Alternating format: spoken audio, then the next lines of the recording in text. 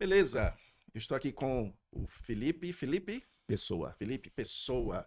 Felipe, muito obrigado, Felipe, por estar aqui no podcast da Escola Teológica Charles Spurgeon, no Spurgeon Podcast. E a gente está começando a nossa jornada, né, de gravações de podcast para servir o povo de Deus aqui no nosso país. E é uma honra poder contar contigo aqui no início da nossa jornada. Obrigado por ter aceitado o meu convite de estar aqui. E eu queria pedir que você começasse falando um pouco de você. Fala aí a igreja que você pastoreia, onde é que você mora, teu endereço, quem quiser te sequestrar, para onde é que vai. Talvez essa não seja uma boa ideia que eu tô de mudança, né? Mas vamos lá. Bom, acho que a primeira curiosidade, né, que tem é o meu nome. Meu nome é Paulo Felipe Henrique Romanos Pereira Pessoa. Eita, tu é o quê Mente, do Dom Pedro rapaz, I? é mente fest do meu pai e da minha mãe mesmo, né? Certo. Mas desde o ensino médio, Felipe Pessoa ficou por conta de colégio, de nome ali, de aluno. E, bom, enfim. Tô no Ministério Pastoral desde 2011. Então, já se vão aí mais de uma década, né? Não sei, 14 anos aí no Ministério Pastoral. Comecei a minha trajetória numa, na Convenção Batista, na Igreja Batista. Meus pais são batistas, tenho um avô que é um pastor batista jubilado. E desde 2016 eu estou na Igreja Cristã Evangélica do Brasil.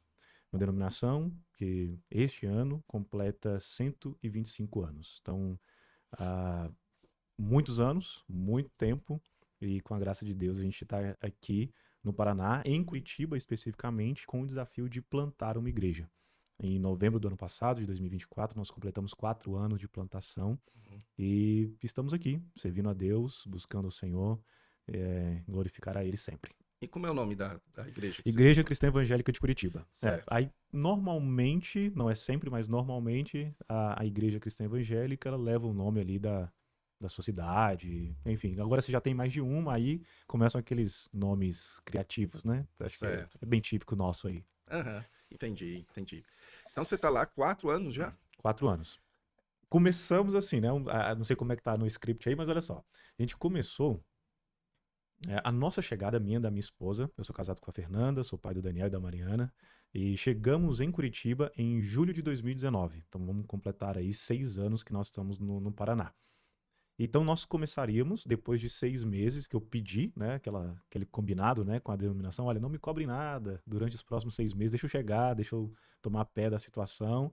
E aí veio 2020, a gente começa o ano então de 2020 depois desses 5 primeiros meses aqui na cidade, e agora a gente vai começar. Vamos começar assim. Vamos testar, vamos buscar por um espaço, por um local. Antes disso, nós nos reuníamos, eu e minha família, mais um casal de amigos, o pastor Estevão, que inclusive já saudoso, já em memória, pastor Estevão, a Uhum. Glória e mais a Nicole, uma moça do Tocantins. Então, assim, eram 7 pessoas orando na sala do apartamento onde eu moro hoje.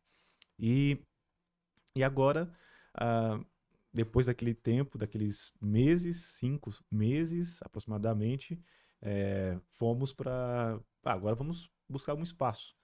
E aí, depois que a gente já tinha alocado um espaço, sabe aqueles. Um café, e aí tem Sim. ali um espaço meio que social ali, e a Aham. gente locou aquele espaço. Aí, pandemia, lockdown. Isso 2 semanas antes de nós lançarmos, né, o primeiro culto público. Daí a gente fica entre abril até novembro de 2020, apenas nos reunindo, não é nem reunindo, assim, online, estudando marcas de uma igreja saudável, ah, orando uns pelos outros, e no domingo pela manhã a gente fazia uma transmissão de digamos assim, um simulacro do que seria um culto, né? Sem, obviamente, o aspecto eclesiológico do que significa culto, né? Então, Uhum. isso aí. Cara, interessante isso que você falou, porque você disse que vocês começaram em um café. Íamos começar em um café, essa era Certo. a ideia, mas aí a gente foi jogado para esse ambiente aqui, né? Esse ambiente da internet, enfim, do áudio, do vídeo. Aham. E é claro, a nossa pretensão, né, nunca foi de culto online, Sim. porque eu escutei isso, o pastor Acácio, um pastor plantador de igreja também, e tenho o privilégio de chamá-lo de tio. E ele uma vez me falou Assim, olha, o plantador de igreja, ele se torna uma máquina de tomar decisões. E é claro que você estuda, tem a literatura, você ouve, lê outras pessoas, fala assim, realmente, você tem que tomar muitas decisões. É um projeto como outro qualquer, é um projeto. Então você tem que tomar decisões. Mas quando você está vivendo aquilo, ou nem tinha começado, digamos assim, eu já tinha que tomar uma decisão, e agora? Vamos Uhum. colocar alguma coisa online, né? Alguém tá ali com uma TV e participando, ou a gente espera para a gente poder realmente se reunir presencialmente para começarmos. Sim. Então a gente toma essa decisão, vamos fazer algo online, Uhum. mas com muito receio, com muito cuidado para não sermos mal interpretados. Aquela ideia de como é que você vai começar esse projeto? Daqui, sei lá, bodas de ouro da Igreja Cristã Evangélica de Curitiba, e eu espero, nem sei onde é que eu vou estar, mas enfim, Aham. espero que com o Senhor. Mas o que a gente vai fazer? Que história que a gente vai contar? Não, essa igreja começou durante 7, 8 meses de forma online. Tá, mas Uhum. o que isso significa, né? Então, Sim. Mas o que eu tinha pensado, ah, que eu fiquei curioso, foi mais na questão da escolha de um café, né? Porque geralmente uma das decisões que o plantador de igreja tem que tomar é onde ele vai se reunir. E aí eu sei que tem muita gente que encontra nisso um certo entrave, porque eles pensam que para se reunir talvez tenha que ser algum tipo de salão, numa sala comercial. Então muita gente faz isso, né? De procurar uma sala comercial que tenha um salão, algo que seja o mais próximo possível daquilo que a gente imagina ser um prédio de uma igreja. certo. Só que aí, no teu caso, vocês decidiram, no início, se reunir numa cafeteria, e eu sei hoje que vocês se reúnem num hotel, não é? Exato. Então me fala sobre isso, cara. Assim, por que uma cafeteria, por que um hotel, quais as vantagens, desvantagens? Uhum. Bom, como eu falei, ah, tudo é um projeto. A gente vai ter aqui o Spurgeon Podcast, é um projeto. Você vai casar, você tem um projeto. Sim. Eu gosto muito da linguagem de projeto, porque ela te facilita você visualizar algumas fases daquilo que você está fazendo, de forma que você consiga mensurar algo. E é claro que isso, dentro do nosso, sei lá, nosso evangelicalismo, da nossa tendência enquanto cristãos de hiperespiritualizar as coisas, sobretudo nessa leitura pós-moderna do assunto, né? Tudo é o diabo, ou tudo é Deus, ou enfim. Eu gosto de pensar que nós precisamos ser organizados, uma cultura de excelência. Então, Uhum. por que eu disse isso para responder a tua pergunta? Porque quando a gente vem para cá, ou quando qualquer plantador que se dispõe a ir plantar uma igreja, ele precisa ter muita clareza sobre vários assuntos. E ainda que isso pareça ser quase que um oxímoro, né? Aquelas coisas que se anulam. Não, peraí, como ser um plantador e ter muita clareza sobre alguma coisa? Parece uma coisa que se anula. Uhum. Mas não. Eu posso definir, bom, eu vou para uma determinada cidade. Eu sou de Brasília. Uhum. Morei 2 anos e meio no sul do Pará, numa cidade chamada Xinguara.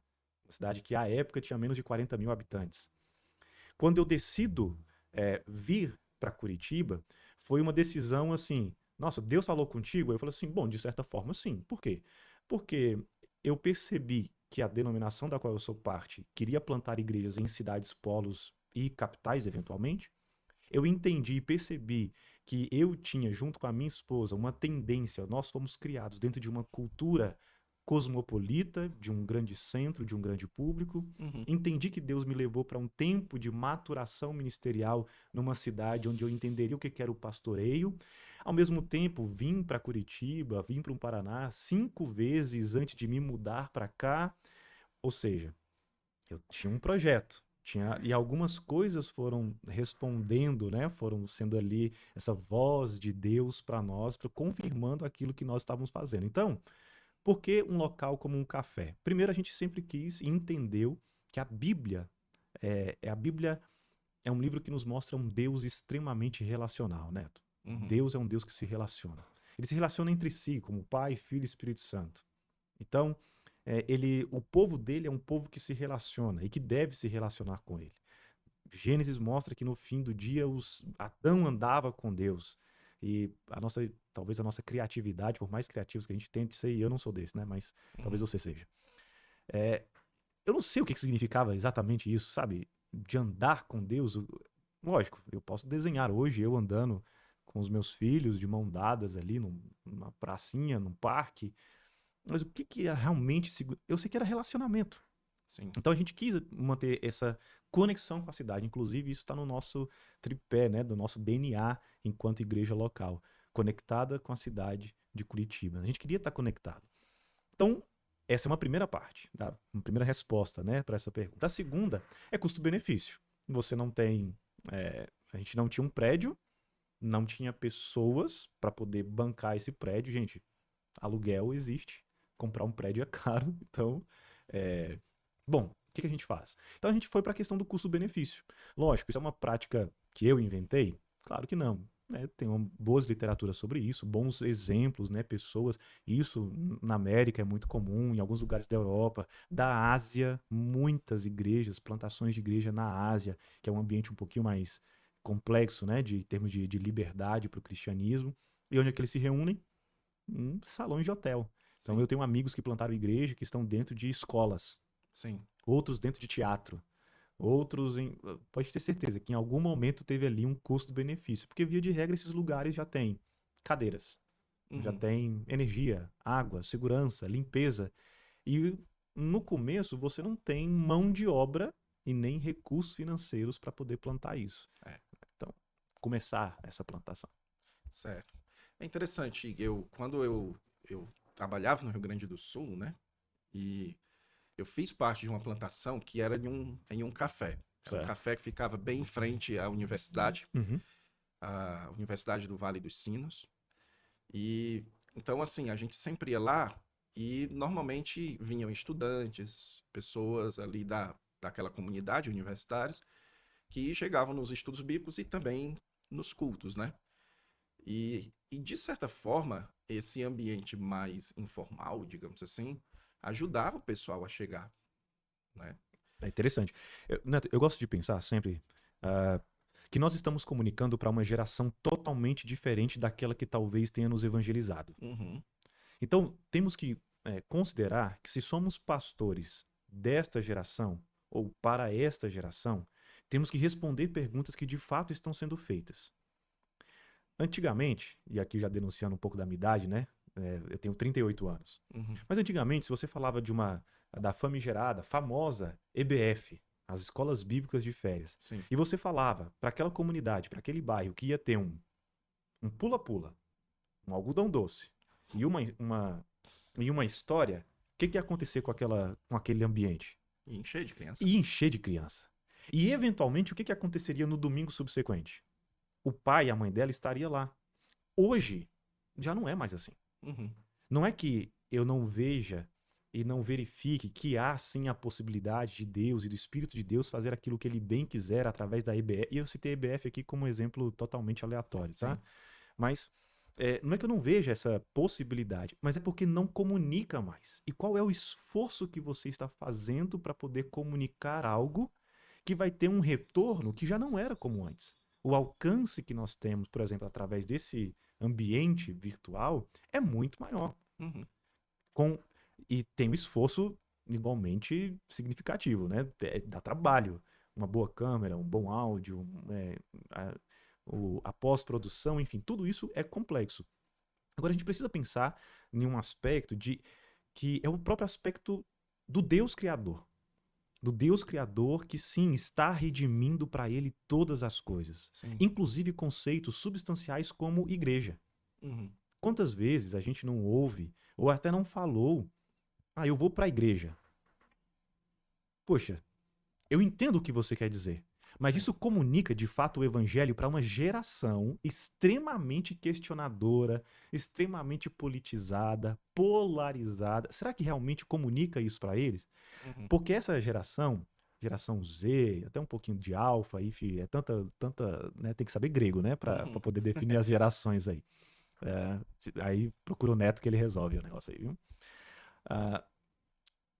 Tem você tem que ter um senso do pertencimento. Uhum. Você está envolvido com o quê? Qual é a causa que você está defendendo? Não basta simplesmente você estar ali. Você tem que defender aquela coisa, vestir a camisa. E até um certo ponto você tem que ser um ativista. Porque se você não fizer isso, que vida medíocre é essa que você tá vivendo? Uhum. Então, nesse sentido, eu gosto de resgatar alguns conceitos.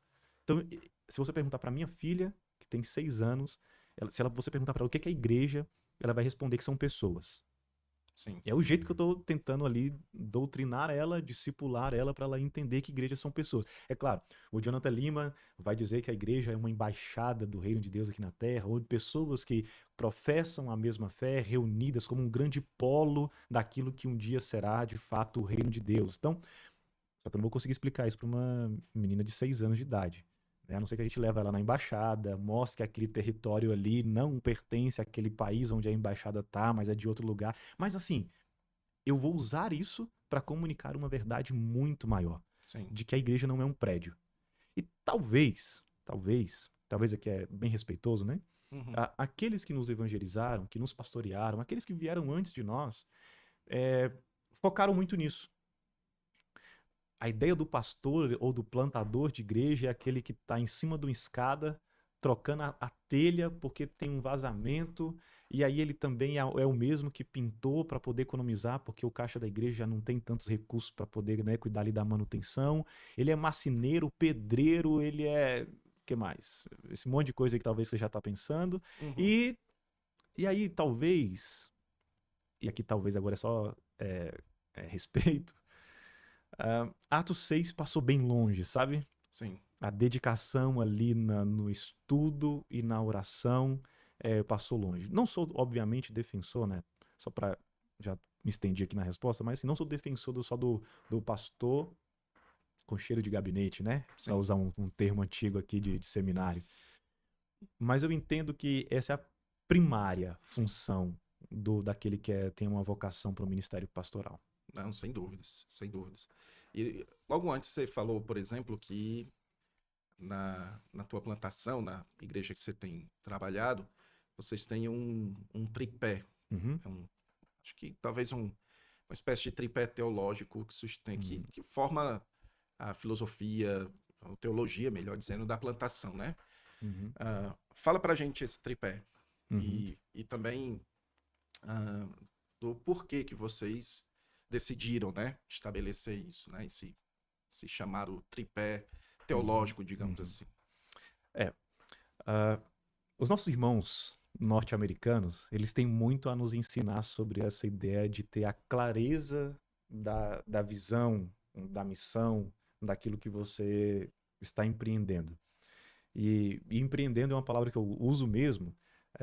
Lógico, eu sei que muitas vezes talvez possa ser mal interpretada porque parece aquele linguajar meio corporativo, né? Uhum. Mas nós estamos empreendendo um negócio do reino, Sim. onde o lucro não é dinheiro, mas vidas. E não é para nós, mas é para a glória de Deus.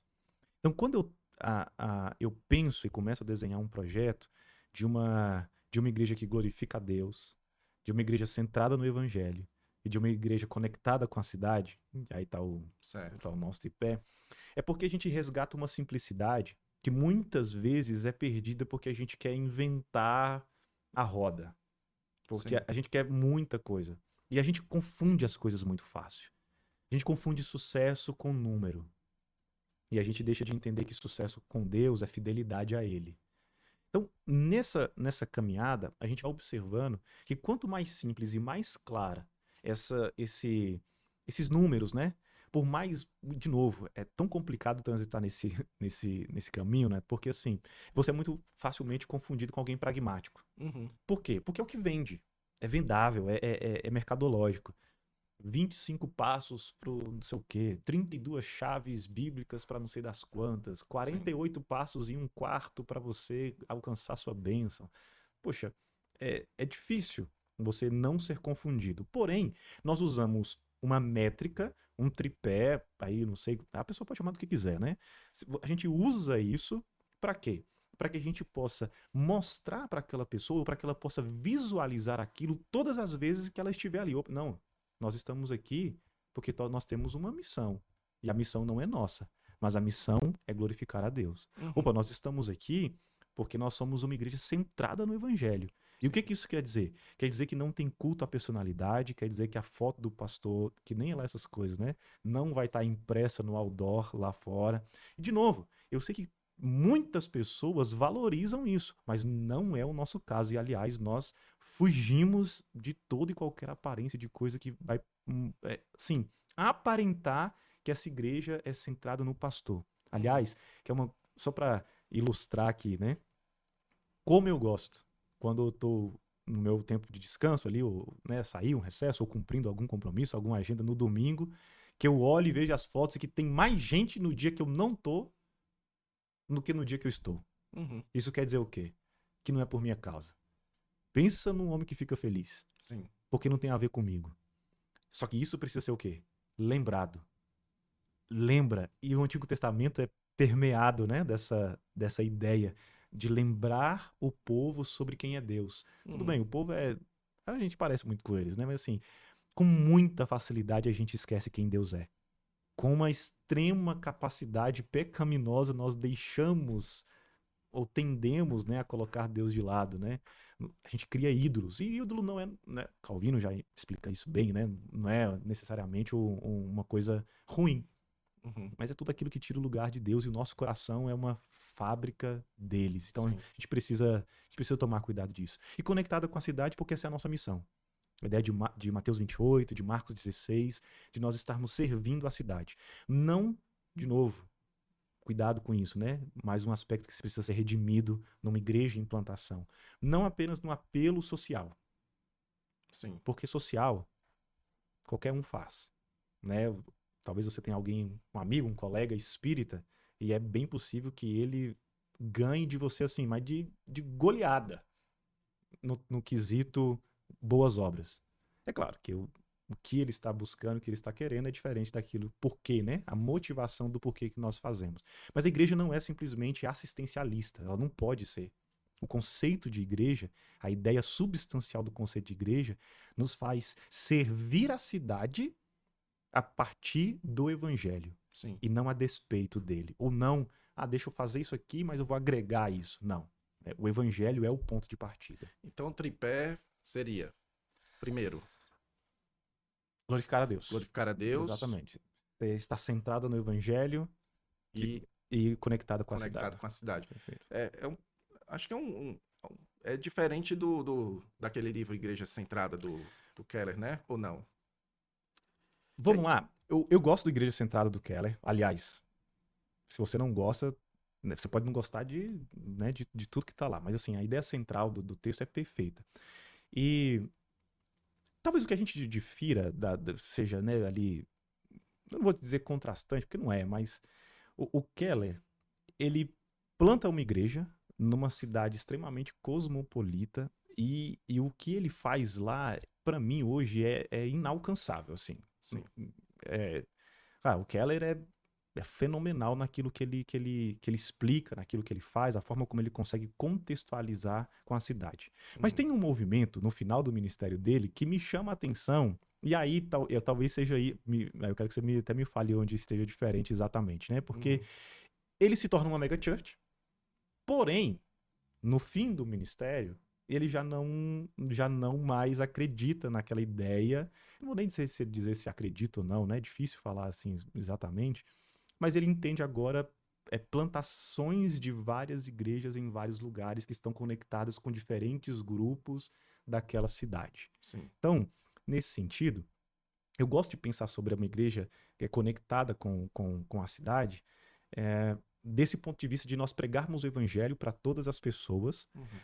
É claro que nós não iremos alcançar todos. É claro que tem aspectos de igreja e tipos e DNA de igreja que vai comunicar mais e melhor com um determinado grupo de pessoas. Não sei se é esse sentido que você estava Não, é isso mesmo. É que aquele livro lá, o Igreja Centrada, ele é como se, assim, por um tempo eu escutava muito isso, de que ela é uma espécie de a Bíblia do plantador, né? A segunda Bíblia do plantador. Porque ela tem aquele tripé do evangelho, da cidade e movimento, né?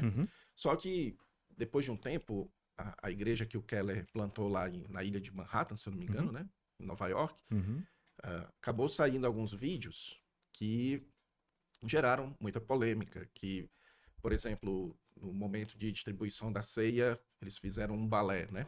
Então tinha uma apresentação de balé enquanto a ceia era distribuída. Ou eles contratavam bandas de pessoas que não eram crentes mesmo, contratavam bandas para conduzir o culto, conduzir o louvor do culto, né? Em algum momento. Então, assim, isso acabou gerando, pelo menos aqui no Brasil e certamente nos Estados Unidos, esse conceito de ligado à cidade ou de conectado à cidade, de ter essa ideia assim de nós precisamos fazer uma espécie de pesquisa Uhum. e saber quais são os elementos culturais, qual é a linguagem que as pessoas falam aqui nessa cidade e adaptar a mensagem do evangelho a essa linguagem, né? Uhum. Então, é daí que surgem as paredes pretas das igrejas, é daí que surgem as igrejas com nome em inglês, as churches, né? O worship, as festas de juninas, tipo o São Joel, não, São Joel não, enfim, as Uhum. adaptações das festas culturais para a igreja, para o evangelho, né? Então, o que eu queria saber de ti é se essa é a sua forma, assim, Uhum. de quando você fala de uma igreja conectada com a cidade, é conectada em que sentido, né? Acho bem interessante a tua colocação, e eu gostaria de falar assim: bom, no Brasil, em relação ao Keller, talvez o que mais se aproxime daquilo que ele fez lá em Nova York seja São Paulo. Acho que isso é um Uhum. ponto, né? Assim, tentar assim, uma coisa mais similar. Porém, em grandes centros e capitais, igual Curitiba, a gente tem uma amostra, né, bem pequena desses vários grupos, digamos, no mercado aí, né? No digital, são seus nichos, né? Sim. Vários nichos aí que você poderia alcançar. É, no nosso presbitério, da Igreja Cristã Evangélica de Curitiba, a gente usa um termo que não é nosso, mas a gente se apropria dele, que são conceitos que estão na mão fechada e na mão aberta. Tem Uhum. algumas coisas que a gente pode negociar. Tem algumas coisas que a gente vai conversar sobre elas e vai, eventualmente, até discordar sobre elas. Por exemplo, a cor da parede. Sim. Eu não tenho nenhum problema com a cor da parede ser preta. Esteticamente eu gosto? Não. Mas eu não tenho nenhum problema se alguém chegar lá e falar, não, bora pintar de preto. Beleza. Por quê? Porque isso não fere aquilo que eu acredito como sendo o evangelho de Jesus Cristo. É óbvio que eu vou comunicar alguma coisa com aquilo. Por quê? Porque existe também um aspecto ou um apelo estético. Uhum. Então, de novo, nossa geração, ávida por tantas coisas, sobretudo dessa questão estética, né, da forma, do jeito, ela vai comunicar. Isso vai comunicar. Sim. Agora, se eu não orientar essas questões que estão na mão aberta, você falou de church, o nome. Isso aí eu acho meio, pobreza mesmo, assim, vamos colocar em inglês, né? Uhum. Nosso departamento de crianças vai ser kids, né? A igreja vai ser church. Que mais? O O grupo de louvor. jovens vai O ser louvor é youth. worship. O louvor é o worship. Que mais? Então, assim, os adolescentes é teens. E, tipo, a gente fica. Eu não sei se existe essa palavra, né? Mas é um inglesando a coisa. Assim, cara, há quem gosta de fazer, beleza, você pode fazer. De novo, isso pra mim é uma questão de mão aberta. O que tá Sim. na mão fechada? Na mão fechada tá aquele nosso DNA, naqueles nossos princípios, valores, né, que nos definem enquanto igreja, de estarmos centrados no evangelho. Entre os nossos valores, a gente usa as 9 marcas, né, do Dever, Sim. para a gente poder treinar a nossa liderança, treinar o nosso presbitério, a membresia da nossa igreja, todos obrigatoriamente passam por uma classe com 9 marcas. Então, a pregação expositiva, a teologia bíblica, o correto entendimento da conversão, disciplina, Uhum. assuntos assim, não tem como negociar com isso. Não Sim. dá para simplesmente chegar alguém, né, no teu ambiente ali, da tua comunidade de fé, e falar assim, se tivesse talvez ali aquele gato pingado, será que todo mundo entende gato pingado? Sim. Né? Aquele pouquinho de gente ali, assim, não, vamos começar porque onde tiverem 2 ou 3 reunidos, ali o Senhor está. Poxa, o texto não está ensinando sobre isso, não é mão aberta. Sim. Isso está aqui na mão fechada, é inegociável. Um correto entendimento das escrituras, de você se aproximar dela com boa ferramenta para você ter uma boa interpretação, se dedicar à exposição do texto, isso não pode ser negociado. Então, esse é o nosso jeito de ser igreja. E é por isso, e aqui é a desconfiança minha, né? Que o Keller, junto com os outros, quem escreve, o programa deles de treinamento de plantação, né? De igrejas, o City to City, do qual eu sou parte também, Uhum. eles focam nessa centralidade mesmo do evangelho. Só que, obviamente, fazendo uma leitura da tua cidade. Você vai alcançar todo mundo da sua cidade? Sem dúvidas que não, né? É uma pretensão, assim, né, meio que fora da realidade. Não vou alcançar toda a cidade. Não. Então, assim, onde você está? Então, qual que é você faz a leitura do seu bairro? Opa, beleza. Quer dizer que pode plantar uma igreja numa área socialmente alta só que você não vai aceitar o pobre? Não é isso. Aham. E o inverso também não, né? Você tá ali numa área socialmente mais... Inclusive tem até um programa, né, da Atos 29, que é o Plantando Igrejas em Lugares Difíceis. O Mess McConnell, né, que ele é Uhum. que escreveu o livro. Não vou aceitar rico aqui. Isso fere totalmente um princípio do evangelho. Sim. Nós não somos uma sociedade que ninguém pode entrar, ou só entra um grupo de pessoas que não tem defeitos, ou que só tem um prolabore e tal. Não. Agora, você tem que entender que você está comunicando. Se chegar lá alguém com um mestrado e um doutorado, falando, cheio sei lá, vernáculo linguístico, para alguém que tem ali um ensino fundamental, o que você não vai fazer? Você não vai estabelecer comunicação. Se você não comunicou, aquela ideia, né, do receptor, interlocutor e mensagem, se você não conectou isso, não tem um ouvinte, não tem mensagem, não tem comunicação. E se não tem comunicação, também não tem fé. Uhum. Porque se você está pregando o evangelho, mas não tem quem está entendendo aquilo, e a fé vem pelo ouvir, então não tem como agradar a Deus. Você está entendendo que não é uma coisa... Lógico, só que isso falando aqui é tranquilo, né? Ensinando isso é que é um pouquinho mais... Não, e o livro do Keller, o Igreja Centrada, ele faz muito bem no fato dele começar falando do evangelho, né? Uhum. E porque o que é que acontece, cara? Se a pessoa tem uma igreja centrada no evangelho e o evangelho permeia as atividades da igreja, ela tem um fator que unifica, né? Ricos e pobres. Perfeito. Então, na mesa do Senhor Jesus Cristo não existe branco, negro, homem, mulher. Na ceia do Senhor não importa a sua conta bancária, quanto dinheiro que tem, a gente come do mesmo pão, toma do mesmo cálice, compartilha do mesmo Espírito, do mesmo Deus, do mesmo Senhor Jesus, né? Só que aí o que acontece, cara? Quando igrejas se tornam igrejas que são voltadas para a cidade, digamos assim, né? E elas esquecem o evangelho, geralmente elas acabam alcançando um determinado grupo específico. Por exemplo, a família jovem entre 25 e 45 anos, de classe média alta, tá entendendo? Digamos assim. Uhum. Então acaba que muitas igrejas estão na ânsia de falar a linguagem das pessoas e elas acabam falando a linguagem do mercado, né? Uhum.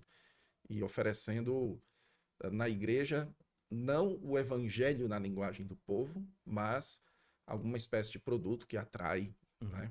Neto, o que eu vejo hoje, de novo, isso é tão importante, isso tem tanta estima para nós, para o presbitério ali da Igreja Cristã Evangélica de Curitiba e para tantos outros, é esse fato do centrado no evangelho. Sim. De entender sua vida mesmo ali no evangelho. Porque Paulo, quando escreve para Corinto, ele está mostrando para aquela igreja nova, 3, 4 anos, por aí, ele está mostrando para ela que ela já deveria ter, em alguma medida, amadurecido. E ela não amadureceu. Ou seja, não é só aquele ímpeto de você estar conectado com a cidade, mas é de você permanecer em Cristo e desenvolver a tua salvação, usando também o texto bíblico, desenvolver o teu processo de santificação para que você seja levado à estatura, né, à varonilidade perfeita. Isso é Sim. maturidade cristã. Uhum. Isso é uma consciência cristã. E o que uma maturidade cristã provoca naquele que é salvo em Cristo Jesus? Bom, eu vou sentar à mesa, mas eu não vou me deixar escarnecer. Aliás, a ideia da ceia e as exposições bíblicas da igreja, elas, versículo por versículo, enfim, a gente está finalizando Marcos. A gente está 1 ano e 2 meses expondo Marcos. A gente está chegando no final. E no último domingo foi o capítulo, iniciamos o capítulo 14, e é extenso, mais de 70 versos, e ali no momento da ceia, é interessante porque aparentemente tá tudo bem. Mesmo que Jesus saiba o que vai acontecer, os discípulos, eles não estão percebendo parece que não estão percebendo o que vai acontecer, até quando Jesus fala. Até quando Jesus fala para eles que naquele momento, enquanto ele está partindo o pão, que um deles haveria de trair. Sim. E gera aquele climão, sabe aquela festa de família? Aquele climão que está acontecendo. Quem é que estava lá presente? O que ia o trair. Jesus alcançou as pessoas. Ele fazia com que as pessoas estivessem junto dele. Agora, significa que ele era igual a todas as pessoas? Ou que ele se dobrou aos saduceus, aos escribas, aos zelotes, aos fariseus, seja lá quem for? Não, pelo contrário. Tudo bem, nós não somos Jesus, mas somos discípulos dele. E nós precisamos desenvolver essa maturidade cristã para que nós não nos deixemos ser levados por essa coisa mercadológica, por essa coisa pragmática. Então, como é que eu respondo a esse apelo de uma igreja crescente que talvez, de fato, se tornou aquele modelo franqueável, né, de franquia de igreja? Como é que eu respondo isso? Como evangelho. Por quê? Porque se eu tenho ali um grupo de 10 presbíteros, pastores, dentro de uma igreja, e eu não os coloco de alguma maneira para servir, o que eu estou gerando para mim? Possivelmente um problema. É verdade. Porque o cristão que não serve, dá trabalho. Essa frase eu escutei lá na conferência da Atos 29. Crente que não está servindo, ele está dando trabalho. Eu gosto de dizer que crente que não serve para ser crente. Melhor ainda, essa ficou mais, sabe, ilustrativa para nós aqui. Por quê? E aí, agora eu consigo, então, orientar, lembra da ideia de projeto? Eu consigo orientar essa igreja para ser uma igreja que planta outras igrejas. Sim. Então, eu estou vendo, de repente, aquele grupo de pessoas. Eu tenho 2 filhos pequenos, um de 11, uma de 6. Naturalmente, quem a gente vai atrair? Porque os meus filhos têm os amigos deles, você vai no parque, vai brincar. Naturalmente, isso é natural. Você vai atrair aquele grupo de pessoas. Deus hoje nos deu a graça de ter várias faixas etárias, então, assim, de bebês até mais velhos. Bênção. Isso foi com os anos que isso aconteceu. Mas no começo era inevitável. Pelo menos inevitável no ponto de vista humano. Agora, significa que eu vou ficar só com esse grupo de pessoas? Não, não pode ser. Eu preciso me preocupar com as outras pessoas. Porém, eu observei, aqui é uma ilustração, ou um exemplo, né? Exemplificando. Eu observei que em um determinado local, bairro da cidade, tem um grupo de pessoas que está se deslocando dali para poder... Por que não plantar uma igreja? Por que todo mundo tem que se reunir aqui? Sim. Então, essa ideia de... E não é multi-site não também, viu? Não curto muito o conceito de multi-site, né? De multi-lugares ali, uma igreja, vários locais. Não. Vai lá, um plantador, talvez tirando o teu melhor obreiro, teu melhor músico, talvez aquela pessoa mais generosa, talvez o mais hospitaleiro, os mais, sabe? E você pega eles e coloca eles ali para plantar uma nova igreja. Claro, tudo conversado, organizado. Uma nova igreja, uma nova comunidade de fé centrada em Jesus. Né? O Dever fala que a igreja não é um acessório. E aquilo para mim aquilo para mim é incrível, né? Aquele emojizinho lá a cabecinha lá, né? O cérebro explodindo. Assim, quando eu li aquilo, eu falei assim, uou, né? Porque não é uma coisa que você pode ter ou não. Sim. É ali, é o povo de Deus, reunido em nome de Jesus, em um determinado local. Pode ser um prédio, mas pode ser não. Pode ser que não. Pode ser uma cabana, uma oca, sei lá o quê, aonde for. Mas é o povo de Deus reunido. Uhum. E isso não é uma coisa acessória. Sim. Isso é incrível. É sublime, né? É. E, Felipe, é o seguinte, cara. Tu tá na plantação ali já há 4 anos, Isso. né? Então deixa eu saber de ti o seguinte. Imagina, o pessoal que tá nos assistindo, imagina que tem alguém que tá querendo ser um plantador, né? O que é que você diria, assim, em termos, quais são assim, os highlights, os principais conselhos que você daria para o cara que quer ser um plantador de igreja, né? Uhum. O que é que ele pode esperar de jornada? Hum. Neto, obrigado pela pergunta. Excelente essa pergunta. É bem possível, Neto, que essa talvez seja a pergunta que eu mais tenho respondido nos últimos 6 anos. Né? Sim. Desde 2018 para cá, quando eu começo a estudar sobre a plantação e plantações de igreja e revitalização. Primeiro, eu lembrei de um livro do Paul Tripp, chamado Vocação Perigosa. Sim. Imagino que você conheça e talvez Uhum. quem esteja aí nos assistindo conheça também. Se você não conhece, comece por isso. Certo. Vocação Perigosa. Por quê? Porque a vocação para o ministério pastoral é uma coisa. E eu não sei como é que foi a tua vocação ou a convicção do teu chamado. Uhum. A minha se deu de madrugada num outro país, lendo um livro que eu não vou falar aqui agora, né? Um livro aleatório, teologicamente questionável, mas aquele momento, assim, o ministério é para mim. Isso é para mim, isso é Uhum. comigo. Não tem como não ser. E aquele momento, ou a partir daquele momento, eu fui desenvolvendo essa que a gente chama de filosofia ministerial, e eu ouvi e li isso repetidas vezes, de que se o ministério for uma coisa que você pode evitar, o ministério não é para você. Então essa convicção ela precisa estar muito muito vívida, ela precisa estar assim, efervescente na sua mente e no seu coração. Essa é a primeira, a convicção do ministério, do chamado ministerial. Uhum. É claro que antes disso, tem a sua convicção de um salvo em Cristo Jesus. Né? A ideia de assim, não, eu sou um cristão. Se eu for pastor ou se eu não for pastor, eu estarei comprometido com a igreja local, eu estarei sendo fiel e constante com as minhas contribuições, a ideia da generosidade. Eu irei servir as pessoas que estão ao meu redor. Eu serei uma pessoa não benquista, não elogiável, não porque eu quero, não, mas porque o evangelho me leva a isso, a servir, né, as pessoas que estão próximas a mim. Então, isso tem que estar claro. Mas, de modo mais prático, né, a questão da plantação de igreja. A mesma convicção que você precisa ter de salvação em Cristo Jesus, de vocação para o ministério pastoral, é da plantação de igreja. Em que sentido?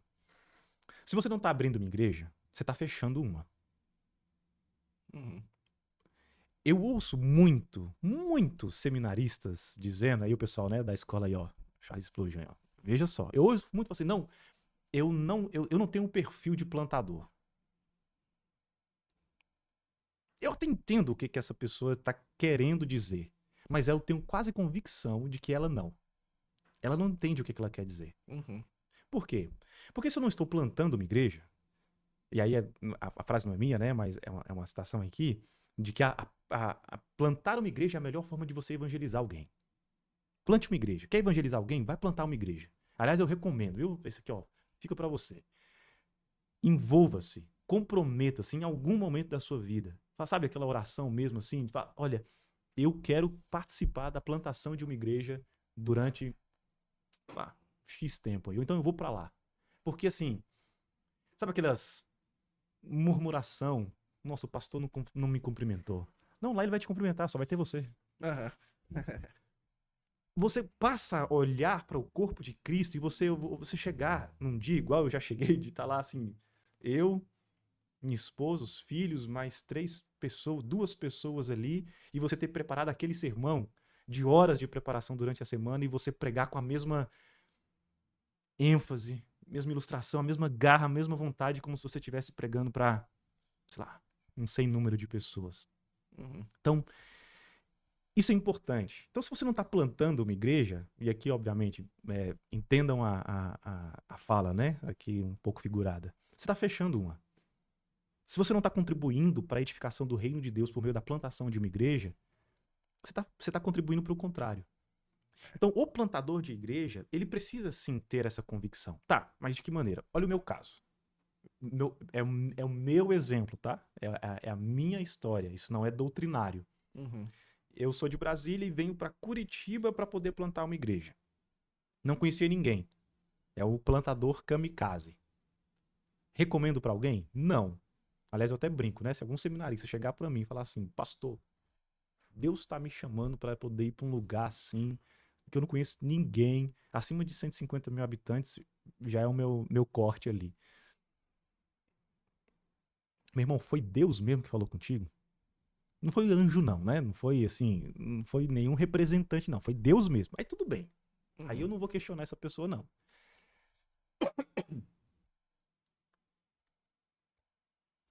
Agora, se for só um sonho, um deslumbre, uma ideia, eu não recomendo. Então, quando tu chegou aqui, só tinha tu e tua família. Somente. A gente conhecia algumas pessoas, assim, sabia que as pessoas existiam, porque como nós somos uma denominação nacional, o pastor Felipe tá indo, então fala com ele. Certo.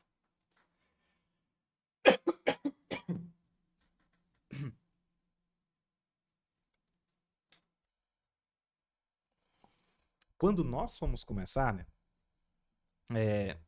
Engraçado, né? 7 pessoas orando na sala de uma casa. Aí chega mais 2. Daqui a pouco a gente tem 13 pessoas. Aí vem a pandemia. Aí nesse meio tempo, a internet, né? Ajudou bastante. Quantas vezes a gente chegou, né, para o culto público? Como é que você chegou aqui? Não, é porque eu vi na internet. Tinha uma transmissão lá, tinha uma rede social ativa, alguma organização ali. Beleza. Então as pessoas foram chegando muitas vezes desse jeito. Se a gente não entende nesses momentos de dificuldade e não volta lá naquele momento da tua convicção, você para. Uhum. Agora, tão importante quanto isso, né, eu diria que é você ter um bom projeto. Por quê? Porque tem vezes que você não vai saber o que você tem que fazer. Nesses momentos, você tem que voltar lá no teu projeto e você falar assim, por que eu estou fazendo isso que eu disse que eu iria fazer? Clareza de entendimento. Então, junte com alguém, acho que talvez seria um conselho, né? Se eu puder dar um. Esteja com alguém experimentado nisso. Converse com essas pessoas. Dedique-se com essas pessoas. Esteja em conferências que tratam do assunto. Porque isso vai criar em você vai criar para você esse teu embasamento, essa tua fundamentação, essa tua convicção. E talvez você possa chegar num lugar, numa conferência, na literatura, com exemplos de pessoas próximas, né, que tem mentores, né, de novo uma palavra que está meio deturpada aí, mas é bom você ter pessoas para te mentorear, né, e é bom ter pessoas, é obrigatório ter pessoas para te pastorear, né, não existe esses lobos solitários, né, isso não combina com o evangelho. Uhum. Porque quando você está em contato com essas pessoas, você passa, de fato, a enxergar coisas que estão no teu ponto cego. Por exemplo, ouvir pessoas, não, eu sou vacacionado, quero ter um ministério pastoral e vou ser plantador de igreja. Quem está te enviando? Não, eu vou por mim mesmo. Pronto, para mim já está errado. Não existe autoenvio na Bíblia. Só o fato de ser autoenviado já é antibíblico. Então, assim, para mim já está fadado ao fracasso.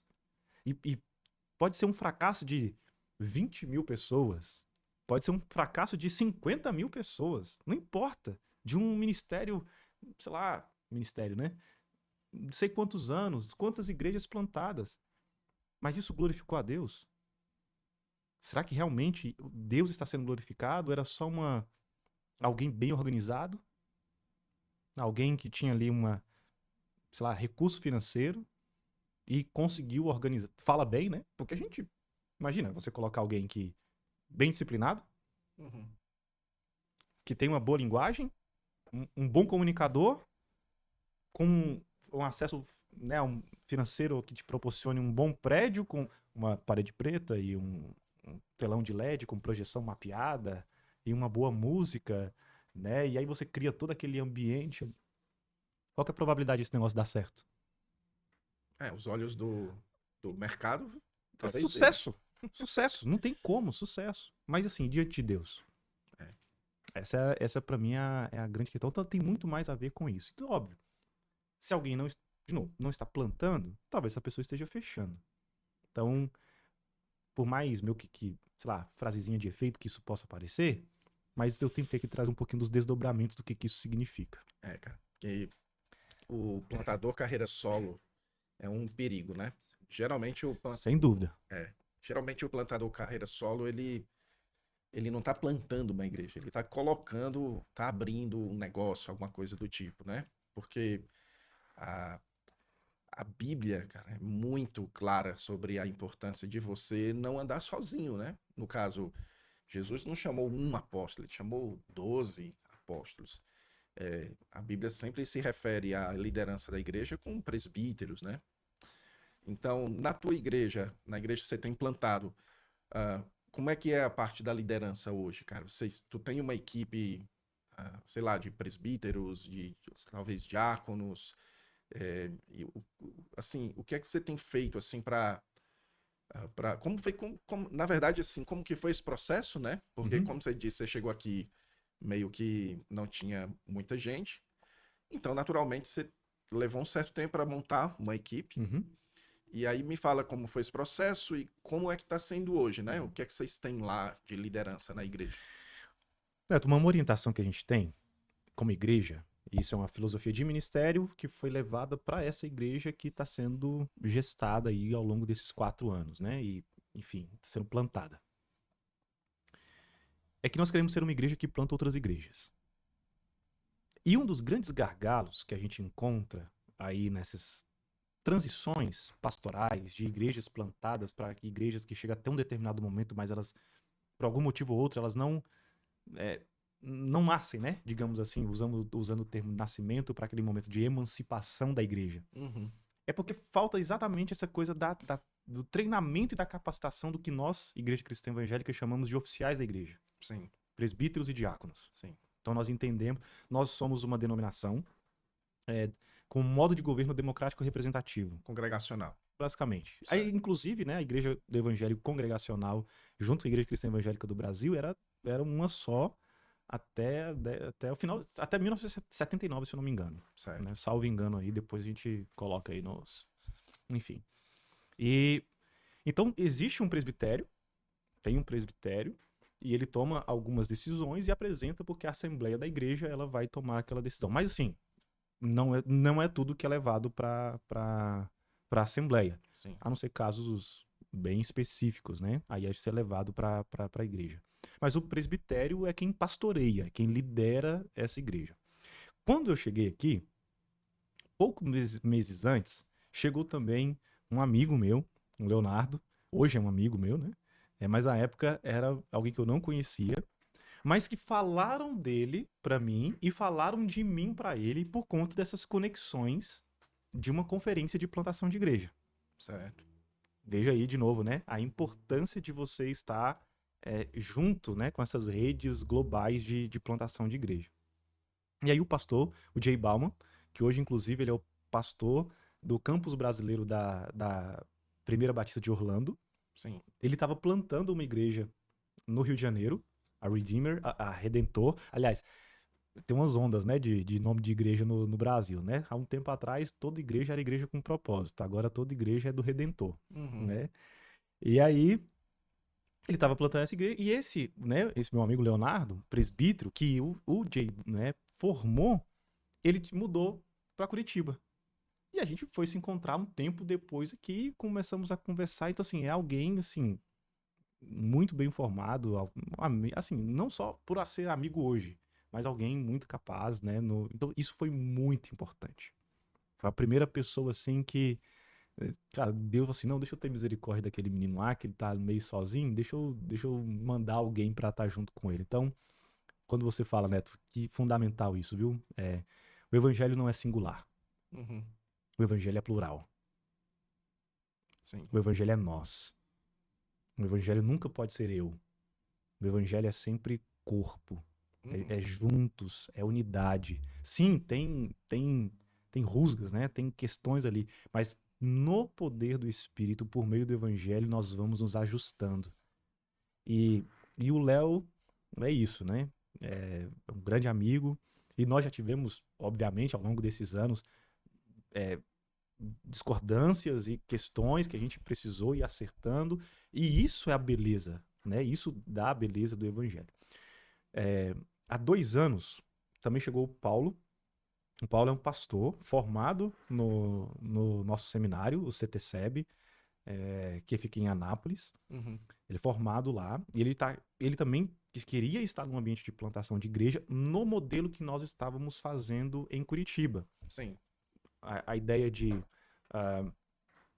uma igreja saudável é outro slogan, né? Que hoje toda igreja tem que ser saudável. Sim. Se ela não colocar isso em algum lugar, nem desconfia.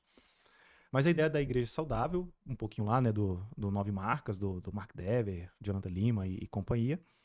E ele queria estar dentro de um ambiente como esse. E ele veio para cá, né, para poder participar dessa construção. Então, há 2 anos ele está aqui também. Além disso, temos um outro presbítero, que é o Ricardo. Só que o Ricardo, ele optou por estar ali como um conselheiro. Sim. Digamos assim, não alguém que está exercendo o presbiterato naquele momento, né? Ou seja, você é igual a ordenação, né? Você é ordenado ao ministério, vai com isso, meu irmão, até o dia do Senhor, né? Uhum. Mas ele não está ali naquela ideia do eleito, né? Ele Sim. está nesse período de mandato, Sim. digamos assim. Mas ele está sempre conosco também, como, né, alguém mais experiente, mais velho mesmo, de trazer orientação. E dar o equilíbrio, né? O peso também nessa questão de idade, né? De etária, que é tão importante também. Então é isso. Então vieram pessoas, né, bem formadas em alguns lugares. O que a gente fez?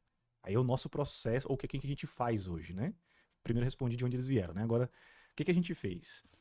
A gente criou um modelo ali de reuniões mensais para a gente poder discutir sobre alguma coisa, de compartilhar sobre algum livro, algum texto, mostrando o que é importante a gente estar lendo, participando e como que a gente vai pastorear. E de novo vem aqueles, né, os nossos princípios, nossos valores enquanto igreja.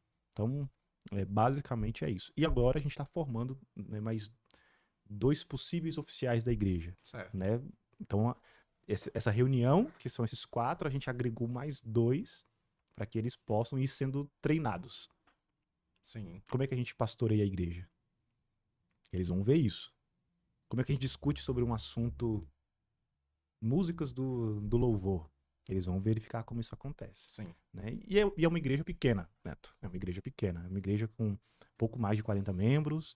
A nossa classe de membresia agora tem 9 pessoas. Então, assim, a gente é pequeno.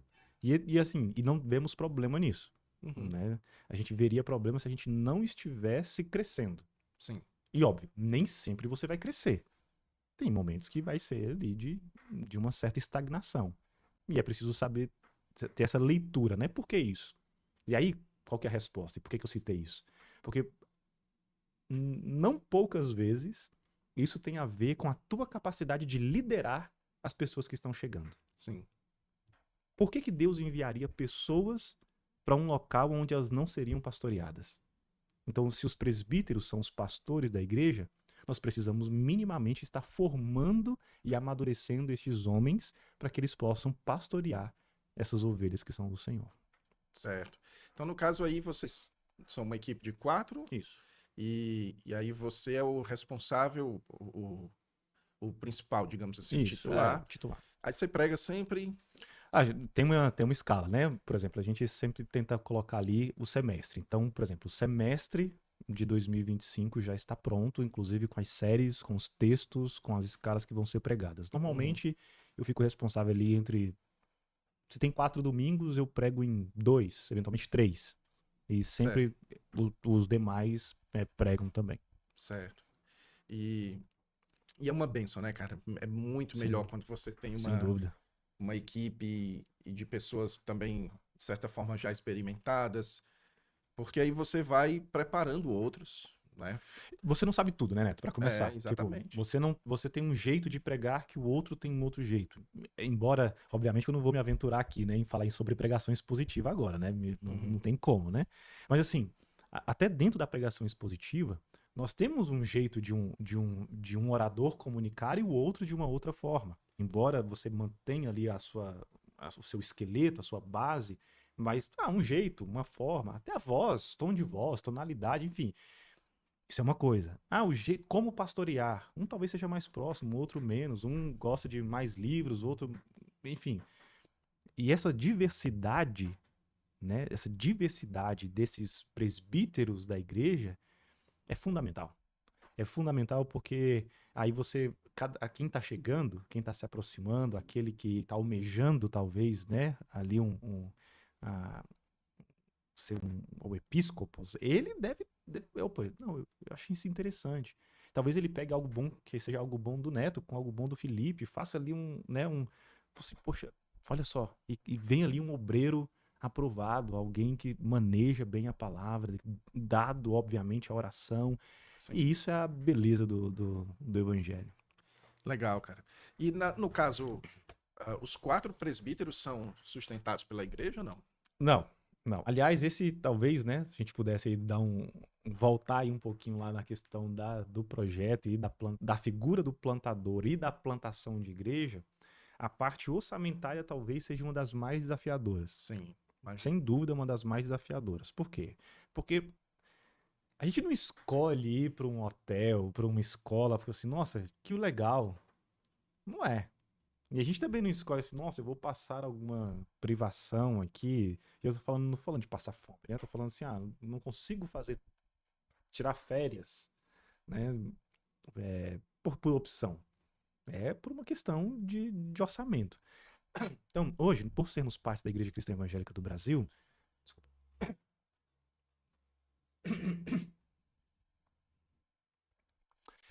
então, hoje, por sermos parte da Igreja Cristã Evangélica do Brasil, a gente tem mais uma vez, né, um outro tripé aí, que é a nossa igreja mãe, embora seja um termo que a gente não vê na Bíblia, mas assim, aquela igreja enviadora que dá suporte espiritual, também financeiro, Sim, a região, que nós somos parte, e a nacional. Então, a gente vem aí o sustento vem de todos esses lados e certo. compõe ali, né, como se fosse, né, um consórcio para que isso possa ser, para que essa plantação possa ser viável também do ponto de vista financeiro. É claro Certo. que hoje a igreja local também já participa com o sustento, né? É uma ajuda de custo, ainda não é uma prebenda, uma côngrua, né? Não sei como é que é o termo aí que você talvez possa entender, o salário ali, o sustento pastoral. Sim, Então isso vem de vários lugares. E a ideia que a gente tem quanto, não só denominação, mas também isso faz parte do nosso entendimento de igreja, é que a emancipação da igreja ou essa maturidade da igreja de fato se dará também com essa independência financeira sim, e a plantação de uma nova igreja, que inclui, obviamente, o sustento, pelo menos parcial, do seu pastor. sim. Nisso tudo, Neto, acho que eu queria deixar mais. Acho que eu já dei um conselho, acho que eu vou dar o segundo. Sejam organizados. Sejam organizados. Sabe? Quem está plantando uma igreja, quem está ali numa revitalização de igreja, talvez você ache que isso seja legal até para dar uma revitalização. Poxa, quanto de dinheiro precisa? Não é pecado falar sobre dinheiro. Uhum.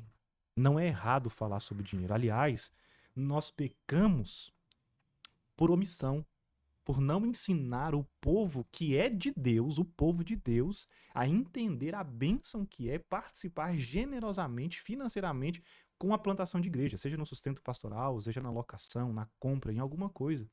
E a gente, por medo de. A gente que eu falo, aqueles de teologia reformada, né? Você que é multidenominacional.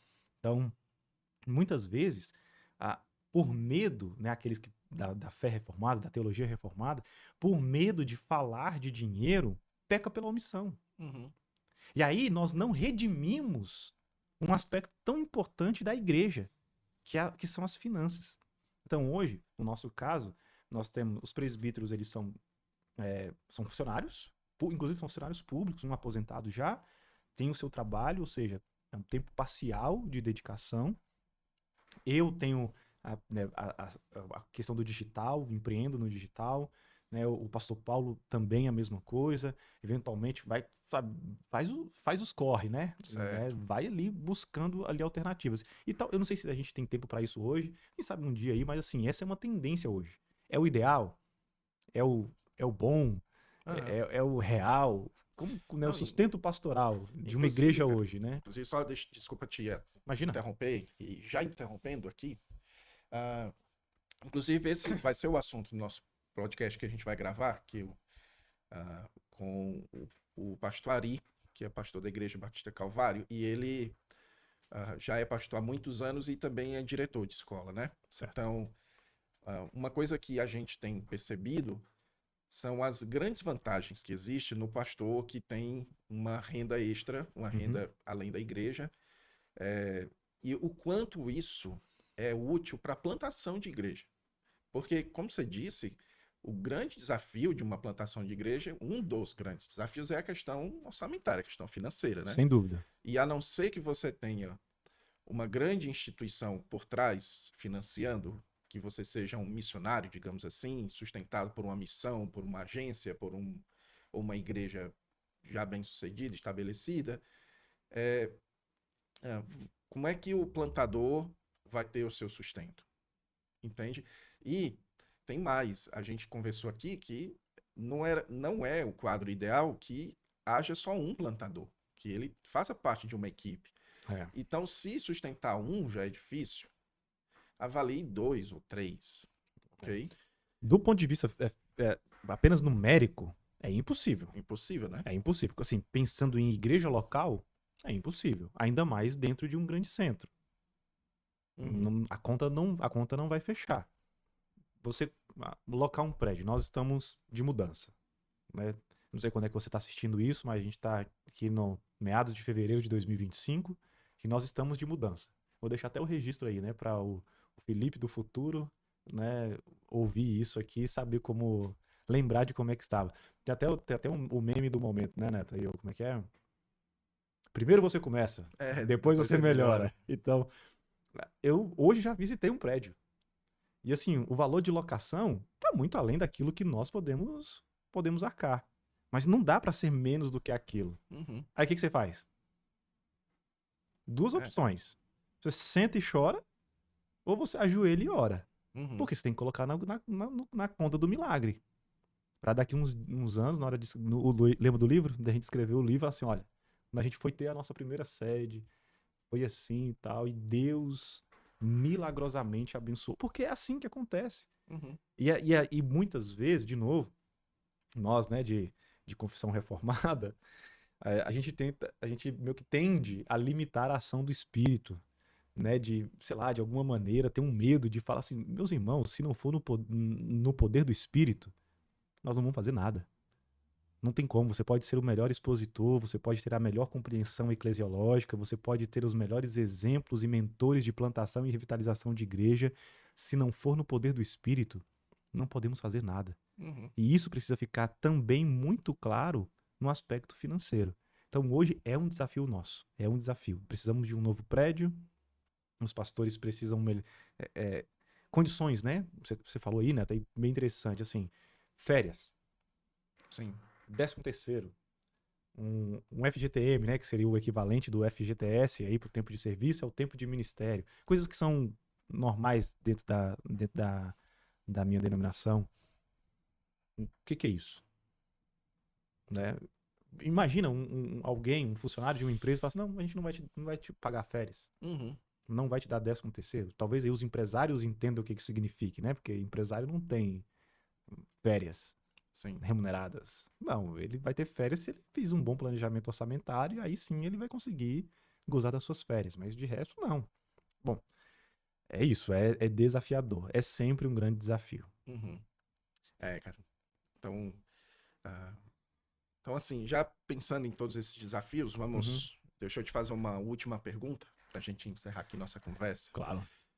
O que é que você deixaria de recomendação no sentido de quais são as suas influências, Uhum. ou se você quiser falar de autores, ou se você preferir falar de obras, Uhum. ou recomendar instituições, algum seminário, alguma coisa que você entenda que é focado na questão do plantador de igreja, para que o pessoal que está nos assistindo e que deseja servir a Deus no Ministério de Plantação de Igreja possa terminar aqui e ter um norte onde ele pode crescer mais, aprender mais, estudar mais e, quem sabe, até uma preparação teológica mais extensa, né? Uhum. Neto, eu vou começar, obrigado por esse privilégio, né, de compartilhar sobre isso.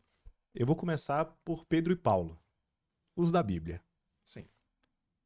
Pedro era um pescador, alguém ali de pouco estudo. Paulo era tido como alguém que poderia ser o chefe do judaísmo. Sim. Muito estudo. Qual que foi a importância dos dois? Eu não sei dizer. A gente pode elencar algumas coisas boas que cada um fez, mas dizer exatamente qual foi a importância de cada um é difícil. Mas uma coisa movia os dois. Óbvio, depois de convertidos, né? O próprio Espírito de Deus. Eram corajosos. Mas onde Pedro prega? Onde Pedro desenvolve o ministério dele? Numa cidade, um específico, num local. Sim. Limitado. E Paulo? Paulo é bem mais abrangente. Talvez a terra conhecida daquele momento é onde Paulo pode ir, pode pregar. O que isso me ensina? Sobre essa capacitação. Então, primeiro, capacite-se. Uhum. Poxa, a gente está aqui, né? No podcast da escola Charles Spurgeon. Uhum. Poxa, tá aqui. É uma opção. Capacite-se. Talvez por algum motivo, poxa, eu não consigo o online. Vai para o presencial. Sim. As pessoas não mudam de cidade por conta de emprego. Uhum. As pessoas não mudam de cidade por conta de faculdade. Né? Jovens mudam de cidade, o pai paga pensionato, paga alimentação para o filho poder estudar. Poxa, coloque isso como prioridade. Tenha isso como prioridade, talvez pai, mãe, né? Para o seu filho. Se ele realmente deseja isso, vá lá. É claro, estou colocando aqui de uma maneira, eu sei que tem os outros aspectos. Tem os aspectos financeiros, eu sei que tem isso. Mas dedique-se para isso, para estudar. Então eu gostaria de começar com esses dois exemplos, né? Da Bíblia, né? De Pedro e de Paulo. E da abrangência ministerial deles. Não estou nem falando de importância, é de abrangência. Onde o ministério que Deus deu para eles chegou.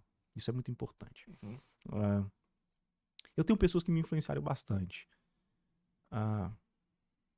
Sem dúvida, meu pai, o cara que me ensinou a ler a Bíblia.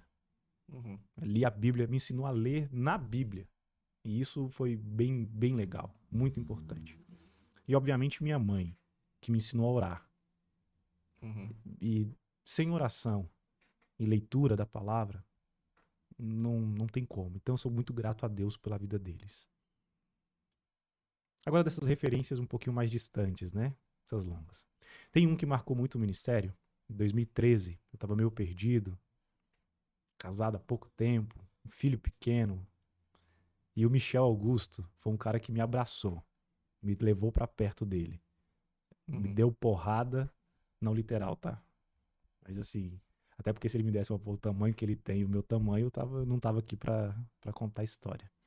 Mas ele foi uma bênção na minha vida. Alguém que me pastoreou, que cuidou de mim, que soube entender o momento ministerial que eu vivia e que me apontou para uma direção. E do ponto de vista da plantação de igreja, aquilo foi muito importante para mim. Uhum. Claro, ainda muito embrionário naquele momento. Aquilo era 2013, só em 2018 que de fato aquilo, né, tornou assim vivo, né? Assim, não, é isso mesmo que eu quero. O ministério que Deus tem me confiado vai se desenvolver através disso. Então, pessoa mais ainda perto, mas hoje tá distante. E tem autores, né? Eu já citei alguns aqui. Obviamente o Keller é leitura obrigatória, né? Sim. Realmente a gente precisa ler. Não só Igreja Centrada, né? Tem vários outros aí que são importantíssimos, né? Eu recomendo Oração. Oração do Keller é um livro, assim, impressionante, né? Junto com Baldes, Wayne Baldes, que escreveu bastante sobre oração, mas 90, 2000 era muito famoso, mas agora o Keller vem e traz isso também. Tem o Jonathan Leeman também, muito importante. Para quem gosta, né, de números aí, para quem gosta aí da matemática da coisa, tem o Ed Stetzer que também escreve sobre o assunto. Isso vale a pena também. Por quê? Porque você vai formando realmente um compêndio mesmo de matérias teológicas, bíblicas que você precisa para você poder estar ali, né? Li bastante também, isso já nem é literatura necessariamente cristã, né, evangélica, é cristã, mas católica. Li bastante sobre comunicação social, né, de alguns padres aí, a Paulinas tem muita publicação sobre essa questão da comunicação social, das redes sociais. Isso é muito importante também. Por quê? Porque todos nós estamos comunicando para um público que está onde? Conectado, tá aqui, o público tá aqui, então a gente precisa saber como comunicar com esse público e, claro, fazer com que eles estejam presencialmente, né? Fazer essa transição. Agora, se eu não entendo como eles estão lá e por que eles estão lá e como eles estão lá, como é que eu vou fazer com que eles estejam presentes? Isso vale a pena essas leituras. Mark Dever, eu acho que é interessante, eu gosto da filosofia de ministério dele, a forma como eles plantam a igreja, lógico, tem que guardar as devidas proporções, né? Se você quiser fazer o que o Keller e o Dever fizeram nos Estados Unidos aqui no Brasil, você não vira a esquina e você já tá frustrado, né? Tem mais? Tem outros, acho que mais Paul Tripp, né? Paul Tripp é uma bênção pra minha vida, né? Aquele irmão é uma bênção. Aliás, foi uma conferência que ele esteve no Brasil em 2000 quando ele e o Keller estiveram aqui, não sei se você lembra disso, estiveram em São Paulo e estiveram no Rio de Janeiro. Foi 2019. Lá foi impressionante como eu pude ter, né, a clareza do que eu estava fazendo ouvindo aqueles dois irmãos expondo o evangelho e com um amor, paixão e já assim, experientes, né, experimentados e ainda com aquela vontade. Então são homens importantes aí. Que beleza. Que beleza, legal. Felipe, muito obrigado, cara. Bom Muito demais, obrigado eu por que esse agradeço. papo. Agradeço mais uma vez você ter aceitado o convite, né? Tirado um tempinho para estar aqui comigo nessa conversa. Obrigado, Neto. Eu rogo a Deus que te fortaleça, que te abençoe no teu ministério. Na Igreja Cristã Evangélica de Curitiba, não é isso? Vocês se reúnem em que bairro? Qual o endereço lá? Nós estamos em Curitiba, no bairro Elbatel. Nós nos reunimos no Hotel Mercury, na Avenida 7 de Setembro, 5368. Todos os domingos, a partir das 9 horas, a gente toma um café junto. Todo domingo a gente toma um café junto. E o culto público inicia às 10. Certo. Então, se você, quem puder, tá feito convite, né? Para estar com a gente, serão muito bem-vindos. Beleza. Será que é o hotel que o Corinthians fica hospedado? Não. Né? Graças a Deus não é. Eu sei que você é corintiano. Gente, aqui um corintiano e um palmeirense. Viu só o que o evangelho faz? O evangelho é uma bênção, Tu é palmeirense, né? Graças a Deus. Frequentador do Allianz Parque. Graças a Deus. Eu ia dizer que quando o Corinthians vier jogar aqui, eu vou visitar a tua igreja. Sabe onde é que eles... Eu acho que eles ficam ou é no Bourbon ou é no Radisson. É no Bourbon. É no Bourbon? Normalmente as delegações ficam lá no Bourbon. Pra zoar contigo. No Bourbon. Isso aí. Beleza, Felipe. Cara, Deus te abençoe. Amém, né? Certo? Amém. Eu espero ter uma oportunidade de conhecer lá a tua igreja há algum tempo e ter você aqui outras vezes, aqui no nosso podcast, conversando e trocando experiências, beleza? Vamos. Deus te abençoe, cara. Amém. E para vocês aí que nos assistem, fiquem ligados, né? Nós estamos apenas começando os nossos trabalhos aqui no podcast da Escola Charles Spurgeon. Compartilha com alguém, compartilha aí com seus amigos. Também você pode ouvir esse conteúdo pelo Spotify, pelas outras mídias de áudio, né? Pelas outras... Como é que a gente chama isso, pastor? Spotify, Deezer, a gente chama de quê? Eu não sei, não. De aplicativo de áudio. É isso aí. Pronto. Então você vai poder escutar por lá também. Então nos ajude aí a divulgar o nosso trabalho E caso você deseje estudar conosco, aqui na Escola Charles Spurgeon, aqui está o site, escolarcharlesspurgeon.com.br. Lá você conhece os nossos cursos, conhece as nossas opções e considere diante de Deus e diante da sua igreja a possibilidade de vir desenvolver as suas habilidades ministeriais conosco, tá bom? Deus abençoe, valeu, Felipe. Prazer, Neto. Obrigado. Que a graça do Senhor Jesus Cristo esteja contigo, meu irmão. Amém. Valeu. Abraço.